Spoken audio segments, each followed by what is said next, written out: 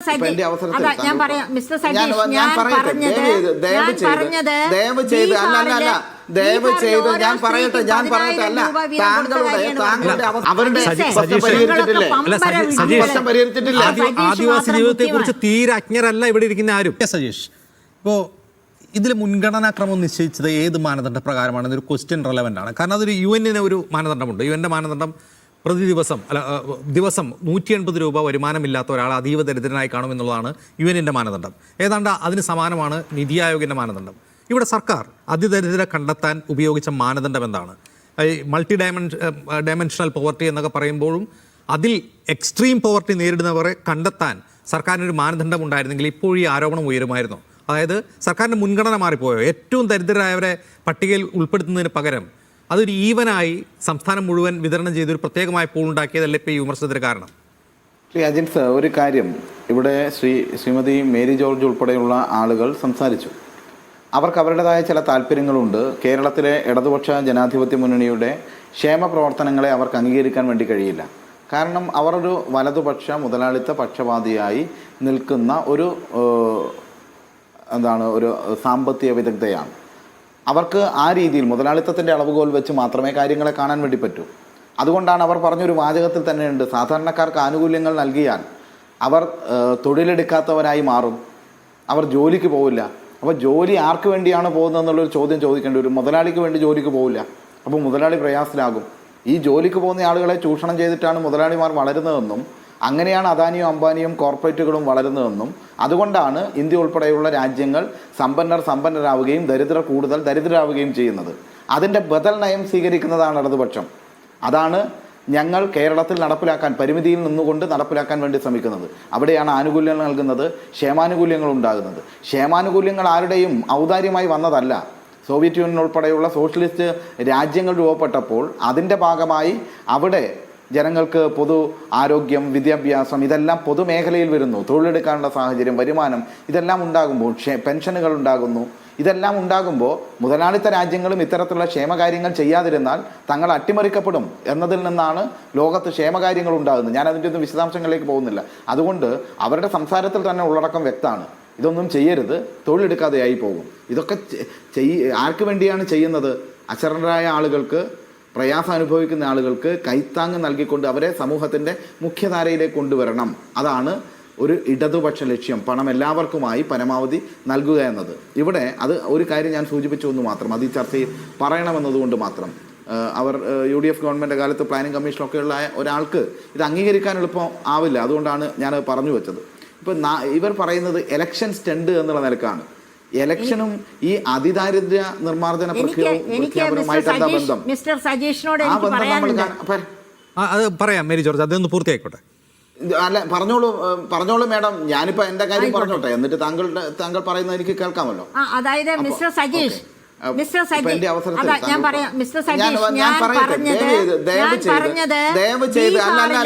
ദയവ് ചെയ്ത് ഞാൻ പറയട്ടെ അല്ല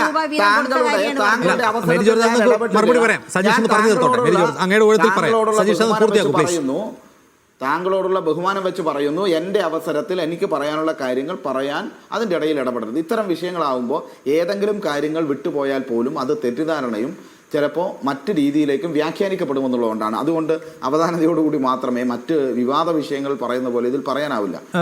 SK സജീഷ്, ഈ ഒരു ഭരണകൂടത്തോട് ഒരു group of academics and social workers ഒരു ചോദ്യാവലി ഉന്നയിക്കുന്നു ഈ സംശയത്തെക്കുറിച്ച്. അപ്പോൾ അതുവരെ നിങ്ങൾ അവിടെ പോയി കിടക്കുകയായിരുന്നു എന്നല്ല ചോദിക്കുന്നത്. സർക്കാർ ഒരു പ്രഖ്യാപനം നടത്തുകയാണ്, ഒരു ഓൺഗോയിങ് പ്രോജക്റ്റിൻ്റെ പ്രഖ്യാപനം, അതിൻ്റെ കൺക്ലൂഷനായിട്ട് പ്രഖ്യാപനം നടത്തുമ്പോൾ അക്കാഡമിക്സ്, സോഷ്യൽ വർക്കേഴ്സ് ചില ചോദ്യങ്ങൾ ചോദിക്കുന്നു.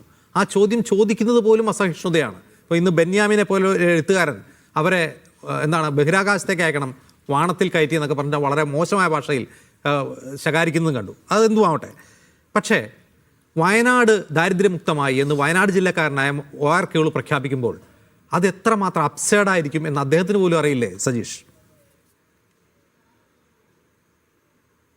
ഞാനൊരു കാര്യം അജൻസ്, എനിക്ക് കുറച്ച് സമയം മതി, പക്ഷേ ആ സമയത്ത് താങ്കൾ ഇടപെടാതെ ഇപ്പോൾ ശ്രീമതി മേരി ജോൺ ഇവിടെ സംസാരിച്ച ഒരു രീതി ഉണ്ടല്ലോ, കേളു മിനിസ്റ്ററുടെ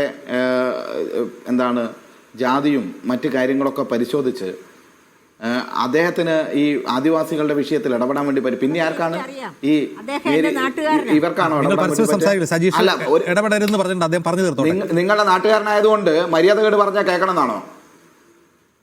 അത് ശരിയല്ലല്ലോ ടീച്ചറെ. നിങ്ങൾക്ക് നാട്ടുകാരെ ഏത് രീതിയിലും വിമർശിക്കാമെന്നാണോ? നിങ്ങൾക്ക് തോന്നിയ രീതിയിൽ വിമർശിക്കാനൊന്നും പറ്റില്ല. അതിനൊരു മര്യാദയും മാന്യതയുണ്ട്. ഇവരൊക്കെ നാട്ടിലെ സാധാരണക്കാരുടെ ഇടയിൽ പ്രവർത്തിച്ച് വളർന്നു വന്നവരാണ്. അതിൽ ഞാൻ താരതമ്യത്തിന് നിൽക്കുന്നില്ല. എന്നാൽ ടീച്ചർക്ക് അത് മോശമായിരിക്കുന്നുള്ളൂ ഞാൻ പറയുന്നില്ല. പറയട്ടെ ഒരു കാര്യം, ഞാൻ ടീച്ചർ വല്ലാതെ അസ്വസ്ഥയാകേണ്ട, ടീച്ചർക്ക് അസ്വസ്ഥത ഉണ്ടാകും. ഞാനത് ആദ്യമേ പറഞ്ഞു വെച്ചത്. ടീച്ചറുടെ വികസന കാഴ്ചപ്പാട് എന്ന് പറഞ്ഞാൽ മുതലാളിത്ത വികസന കാഴ്ചപ്പാടാണ്. അതിൽ ഈ സാധാരണക്കാരന്റെ പ്രശ്നം വരുന്നില്ല. അത് കൈകാര്യം ചെയ്യുന്ന ഇടതുപക്ഷത്തെ വിമർശിക്കുക എന്നുള്ളതാണ് ടീച്ചറുടെ കാഴ്ചപ്പാട്. ഈ രാജ്യത്ത് പട്ടിണിയും ദാരിദ്ര്യവും പെരുകുമ്പോൾ അതിൽ നിന്ന് അതിദാരിദ്ര്യത്തിൽ നിന്നൊരു മുക്തി കേരളത്തിൽ ഉണ്ടാകുമ്പോൾ ചിലക്ക് സഹിക്കില്ല.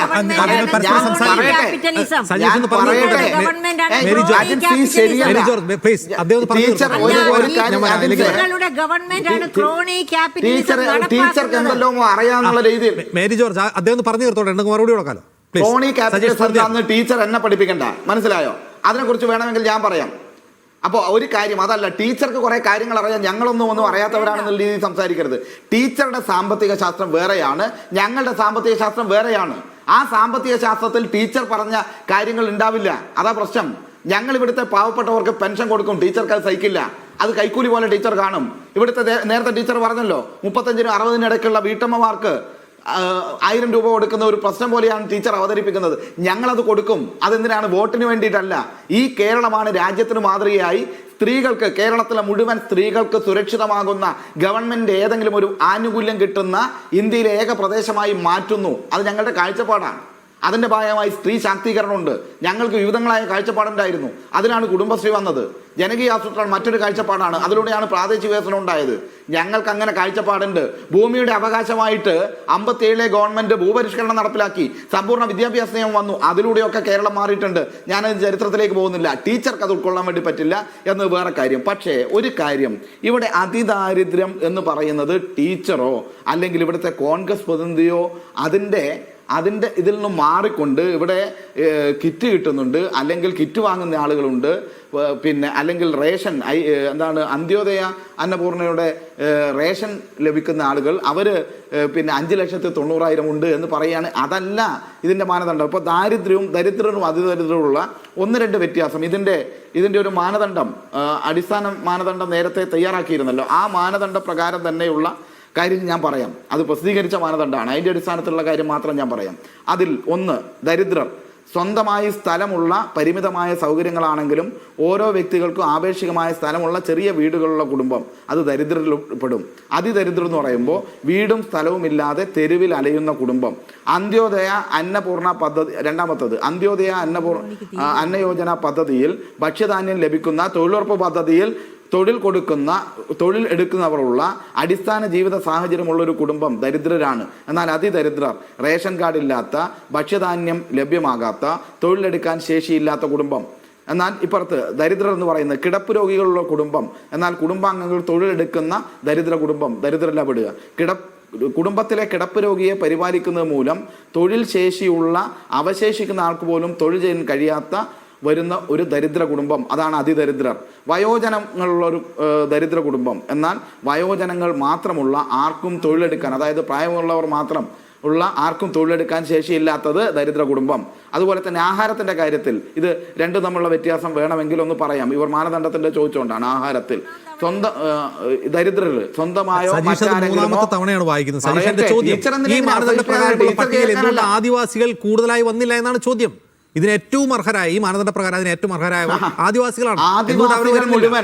ആദിവാസികൾ മുഴുവൻ ദരിദ്രരല്ല, മുഴുവൻ ദരിദ്രരാണെന്നല്ല പറഞ്ഞേ. ഈ അതീവ ദരിദ്രരുടെ ജീവിതാവസ്ഥയിൽ ഏറ്റവും കൂടുതൽ ആദിവാസികളാണ്. അതിൽ ഈ പട്ടികയിൽ 5% പോലും ഇല്ല എന്ന് മേരി ജോർജ് പറയുന്നു. ഇന്നലെ വന്ന പട്ടികജാതി ഉപദേശക സമിതി അംഗം പറയുന്നത് മൊത്തം പട്ടികവർഗം 25% ഉണ്ടെന്നുള്ളതാണ്. പട്ടികജാതി പട്ടികവർഗം. അപ്പോൾ ഈ ഏത് കണക്കാണ്? ഈ കണക്കാണ് ചോദിക്കുന്നത്. ഈ ചോദ്യം ചോദിക്കുന്നവരാണ് നിങ്ങൾ അപഹസിക്കുന്നത്. അല്ല, അതാ പ്രശ്നം. ടീച്ചറുടെ പ്രശ്നം എവിടെയാണെന്നറിയോ? നമ്മൾ ഇത് പറയുമ്പോൾ ആദിവാസി വിഭാഗത്തിൽപ്പെട്ടവർ മുഴുവൻ അതിദരിദ്രരാണോ? അതിദരിദ്രരുടെ മാനദണ്ഡമാണ് ഞാൻ പറഞ്ഞത്. അതാ നിങ്ങൾ വ്യക്തമായിട്ട് അവതരിപ്പിക്കാൻ സമ്മതിക്കാത്തത്. അത് പറഞ്ഞാൽ നിങ്ങൾ ഈ പറയുന്ന മൂന്നാൾ പറയുന്നതിലും പ്രശ്നം വരും.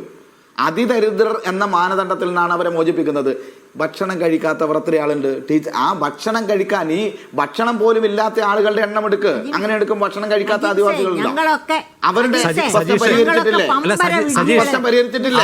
ആദിവാസി ജീവിതത്തെ കുറിച്ച് തീരെ അജ്ഞരല്ല ഇവിടെ ഇരിക്കുന്ന ആരും. ഒരു നേരം ഭക്ഷണം കഴിക്കുന്ന ആദിവാസി കുടുംബങ്ങളുടെ എണ്ണം വളരെ കുറവായിരിക്കും. ഒരു നേരത്തിൽ കൂടുതൽ ഭക്ഷണം കഴിക്കുന്നവർ വളരെ കുറവായിരിക്കും. നിങ്ങൾ അതിന്റെ എണ്ണം എടുക്ക്. നിങ്ങൾ എന്റെ പണിയല്ല സതീഷ്, അത് സർക്കാരിന്റെ പണിയാണ്. ആ പണി നിങ്ങൾ ചെയ്തോ എന്നാണ് ചോദിക്കുന്നത്. അത് സർക്കാരിന്റെ പണിയാണ്, അത് നിങ്ങൾ ചെയ്തോ? ആ പട്ടിക കൃത്യമാണോ, അത് ശുദ്ധമാണോ, സുതാര്യമായിട്ട് എടുത്തിട്ട് കൃത്യമാണ്. ഇതുവരെയുള്ള പട്ടിക കൃത്യമാണ്. മാത്രവുമല്ല, ഇതിലാദ്യം ഒരു മുനിസിപ്പാലിറ്റിയിലും 2 പഞ്ചായത്തിലും പൈലറ്റ് സ്റ്റഡി നടത്തിയിട്ടാണല്ലോ ഈ അതിദാരിദ്ര്യം ആദ്യം മുക്തമാക്കുന്ന പ്രവർത്തനം 3 സ്ഥലത്താണല്ലോ ആദ്യം അവസാനിപ്പിച്ചത്. അതിൽ ഒരു വയനാട്ടിലുള്ള ഈ ആദിവാസി തിരുനെല്ലി പഞ്ചായത്താണല്ലോ ഒന്ന് വന്നിട്ടുള്ളത്. അതിൽ പരിശോധന നടത്തിയിട്ടാണല്ലോ അവിടെ ഞാനീ പറഞ്ഞ, അതായത് ഈ വീടിന്റെ സൗകര്യമില്ലാതെ അലഞ്ഞു തിരിയുന്ന ഭക്ഷണത്തിന് ഒരു ശേഷിയുമില്ലാത്ത ആളുകളെ മുഴുവൻ മോചിപ്പിച്ചിട്ടുണ്ട്. എന്നാൽ ദാരിദ്ര്യാവസ്ഥ എന്ന് പറയുന്ന ലോകത്തും ഇന്ത്യയിലും നിലനിൽക്കുന്ന മറ്റൊരു പ്രശ്നമുണ്ട്. ആ പ്രശ്നത്തെ കൂടി മോചിപ്പിക്കേണ്ടതുണ്ട്. അതിനാണ് ഒരു നവകേരള ലക്ഷ്യം ഞങ്ങൾ വെക്കുന്നത്. പറയുന്ന ഒരു കാര്യം,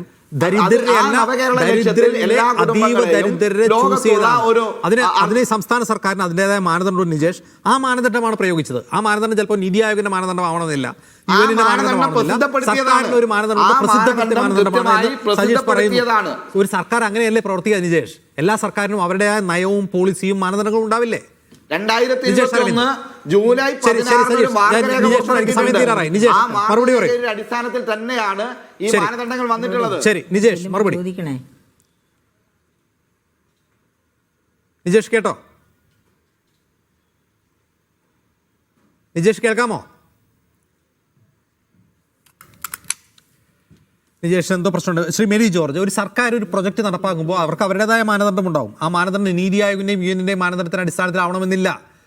ഒരു ജനകീയ സർക്കാരിനെ സംബന്ധിച്ച് അങ്ങനെ പലതരം ഘടകങ്ങളും പരിശോധിക്കേണ്ടി വരും. അങ്ങനെയല്ലേ പ്രവർത്തിക്കാൻ കഴിയുക? Mary George. അജിംസെ, അതായത് നീതി ആയോഗിൻ്റെയോ അല്ലെങ്കിൽ മറ്റാരുടെയെങ്കിലെയോ മാനദണ്ഡങ്ങൾ അനുസരിച്ച് ചെയ്യണമെന്ന് ഞങ്ങൾക്ക് ആർക്കും ഒരു നിർബന്ധവുമില്ല. പക്ഷേ ചെയ്യുന്നത് കൃത്യതയോടെയും സത്യസന്ധതയോടെയും വേണം. ഒരു ജനത്തെ, അതായത് ഏറ്റവും അർഹതപ്പെട്ടവരെ ഇരുട്ടിലാക്കി തള്ളി നീക്കി അല്ലാതെയുള്ളവരെ മാത്രം കൂട്ടിച്ചേർത്ത് അവർക്ക് വേണ്ടി എന്തെങ്കിലുമൊക്കെ കാട്ടിക്കൂട്ടിയിട്ട് ഈ പറഞ്ഞതൊക്കെ ജിമ്മിക്സ് ആണ്. സജീഷ് അവിടെ വായിച്ചതൊക്കെ ഇതൊക്കെ പത്രങ്ങളിലൊക്കെ 3 ദിവസമായിട്ട് വന്നുകൊണ്ടിരിക്കുന്ന കാര്യങ്ങളാണ്. പ്ലാനിംഗ് ബോർഡിന്റെ വെബ്സൈറ്റിൽ കാണില്ലായിരുന്നു. അങ്ങനെയുള്ള ആ ചോദ്യമാണ് സജീഷ് പ്രശ്നം. ആ പണി സർക്കാരിന്റേതാണ്. അത് മേരി ജോർജിന്റെയോ എസ് കെ സജീഷിന്റെയോ നിജേഷ് അരവിന്ദിന്റെയോ എസ് എ അജീഷിന്റെയോ അല്ല. അത് കണ്ടുപിടിക്കേണ്ട സർക്കാരാണ്. പക്ഷെ നമുക്ക് മുമ്പുള്ള യാഥാർത്ഥ്യം, ആദിവാസികളിൽ ഒന്നിലധികം നേരം ഭക്ഷണം കഴിക്കാത്തവരുണ്ട് എന്നുള്ള യാഥാർത്ഥ്യമാണ്. അത് മാധ്യമങ്ങൾ തന്നെ പലവട്ടം മുന്നിൽ വെച്ചതാണ്. അപ്പോ ഈ ചോദ്യത്തിന് മറുപടിയാണ് ചോദിക്കുന്നത്. അതിനാ ചോദ്യം കാര്യമില്ല എന്നെ ഓർമ്മിക്കാം. നന്ദി.